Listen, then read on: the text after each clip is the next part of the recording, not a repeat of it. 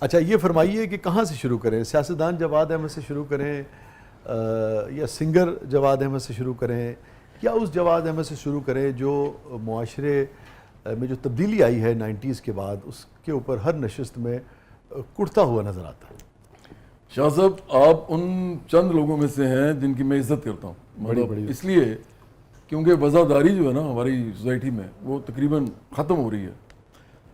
میں جس گھر سے ہوں نا جی اس میں ہمارے گھر میں گالی کا تصور نہیں تھا ہی نہیں. مطلب میرے نان کے اور میرے داد کے جو تھے دونوں، میری والدہ بھی پروفیسر تھیں، میرے والد صاحب بھی پروفیسر تھے، لیکن جو ان کے خاندان بھی تھے نا، میں نے کبھی کسی عورت یا مرد کے منہ سے گالی نہیں سنی. اچھا گالی کیا ہوتی ہے میں بتانا چاہوں گا لوگوں کو.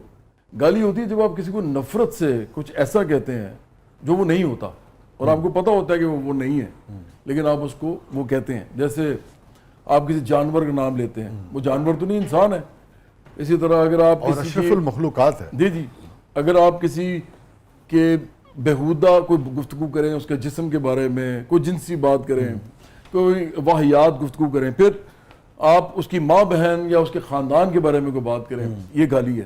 کیونکہ یہ فضول گفتگو ہے نا، اس کا صفت سے کوئی تعلق نہیں ہے، اس کو کوئی شخصیت کے ساتھ تعلق ہے. اسی طرح کسی کی ذات برادری پہ بات کرنا، کسی کے شکل پہ بات کرنا، حلیے پہ بات کرنا، یا کسی کے پیشے پہ بات کرنا، جی پتہ ہے نفرت سے اس کو گالی کہتے ہیں. ہمارے گھر میں کبھی یہ نہیں دی گئی آج تک. تو میں بڑا حیران ہوتا ہوں کہ ہماری سوسائٹی جو ہے نا اسی سے چل جاتا ہے پتا کہ وہ کس طرف جا چکی ہے.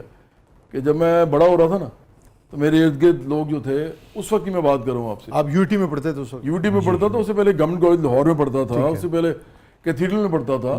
میرے ارد گرد لڑکے لڑکیاں، لڑکے خاص طور پہ ایک دوسرے کو گالیاں دیتے تھے. اس زمانے میں اردو اور پنجابی میں دیتے تھے، بعد میں ایک فیشن بن گیا تو انگریزی میں بھی دینی شروع کر دی، جس میں کسی کی ماں بہن کو وہ ایڈریس کرتے تھے.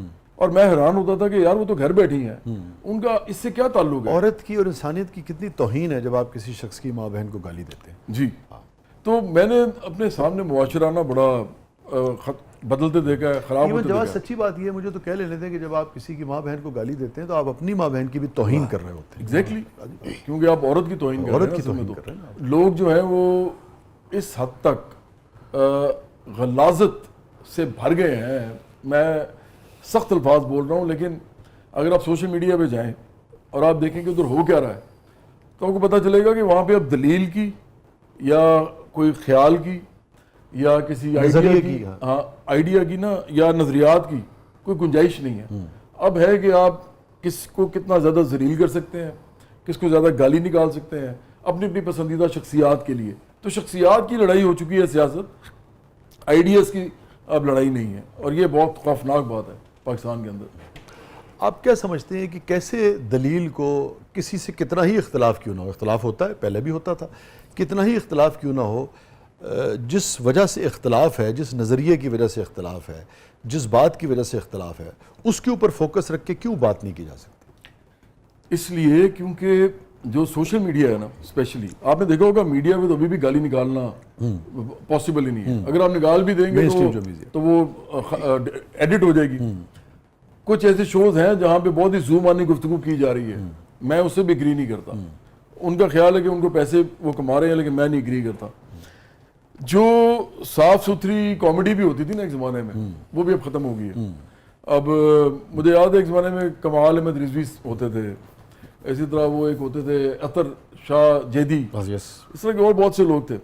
اور اس زمانے میں ایکچولی امان اللہ صاحب بھی، عمر شریف صاحب بھی، اس طرح کے لوگ بھی جو تھے نا وہ تھوڑا سا ہاتھ ہلا رکھتے تھے. معین اختر جو تھے وہ ایک بڑے معیار کی کامیڈی کرتے تھے. اب یہ آپ نے اطہر شاہ خان جیدی کا ذکر کیا، آپ اندازہ کریں کہ کتنا گہرا طنز تھا وہ معاشرے کے اوپر اور جو طرز حکمرانی اس کے اوپر، مختلف اداروں کے اوپر. اور وہ پاکستان ٹیلی ویژن سے چلتا تھا، اس کا نام تھا با ادب با ملاحظہ ہوشیار.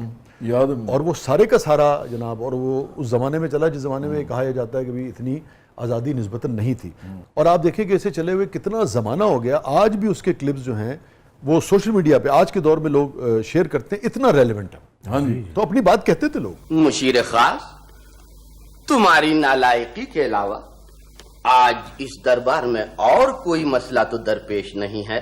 لیکن سوشل میڈیا جو ہے نا وہ منظم طریقے سے چلایا جا رہا ہے. یہ دیکھیں اس ملک کے اندر نا مڈل کلاس کا کوئی آدمی جو بہت زیادہ مشہور ہو گاؤں دیہاتوں میں بھی, جو پی ٹی وی کے زمانے سے ہو, جب اینٹینا پہ لوگ دیکھتے تھے, ابھی تو ڈیجیٹل پلیٹ فارمز ہیں یا سیٹلائٹ ٹی وی ہے, لیکن اس زمانے میں اینٹینا پہ ہم لوگ اینٹینا پہ آتے تھے. تو اس طرح کا کوئی آدمی سیاست میں نہیں آیا. اب اس آدمی کو آئے تھے جب کبیر خان صاحب آئے تھے اور بھی کئی لوگ آئے تھے, اور کبیر خان صاحب نے ہاں مطلب اس طرح سے میجر پارٹی بھی آیا تھا, وہ تو عطاء ثقیلی بھی آئے تھے اور بھی بہت سے لوگ آئے تھے, لیکن اس طرح سے پارٹی بہرحال میرا نہیں خیال کہ کسی دوسرے فنکار نے شاید بنائی. انہوں نے سیریس سیاست کی نہیں نا.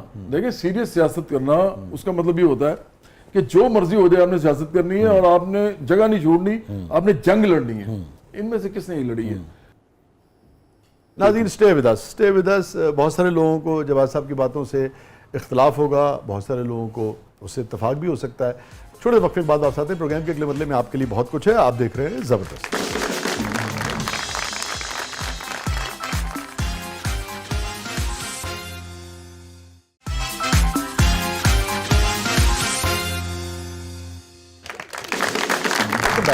ناظرین زبردست میں ایک بار پھر خوش آمدید. اور جواد صاحب ہمارا سیگمنٹ ہے, اس کا نام ہے زبردست پبلک سب جانتی ہے. تو پبلک بھی آپ سے کچھ ایسی سوالات کرنا چاہتی ہے. Are you ready? جی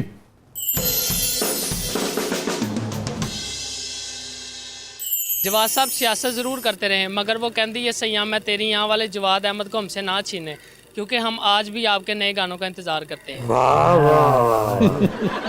نوجوانوں کو بھی آج کل جو ہے نا وہ چاہیے کوئی ایسی بات کرنا جس سے ان کو فائدہ ہو. میرے ساتھ آگے اس کا نقصان ہوگا ایسے. سر وہ چاہتے نا آپ کو فائدہ ہوگا ہم سے.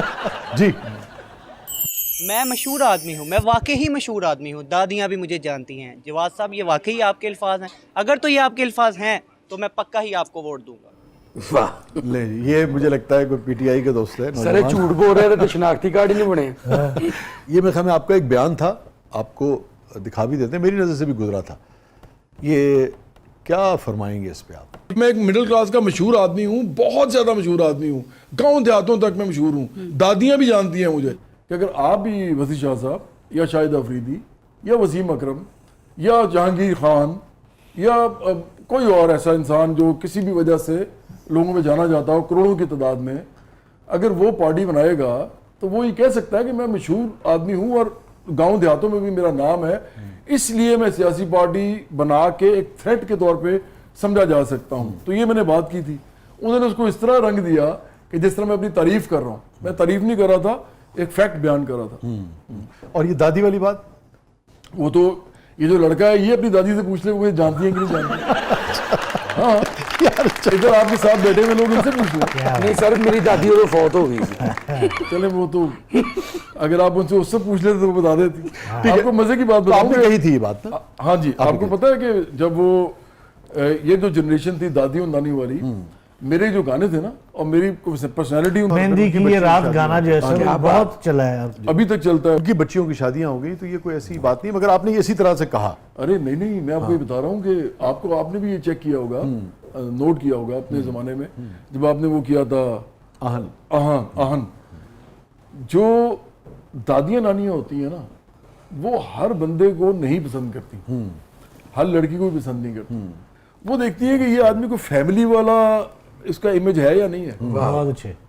تو میرا جو امیج تھا نا وہ بالکل ایسا تھا جیسے فیملی کا بندہ ہوتا ہے, کیونکہ نہ میری گانے واہیات ہوتے تھے, نہ میں کوئی بدتمیزی کرتا تھا گانوں کے اندر, بےہودگی نہیں کرتا تھا, غلط لفظ نہیں لکھتا تھا. تو وہ مجھے پسند کرتی تھی. ایکچولی مجھے جو بڑی عورتیں تھیں بڑی عمر کی وہ بہت زیادہ پیار کرتی تھیں. تو یہ میں فیکٹ بیان کر رہا تھا. بڑی بات.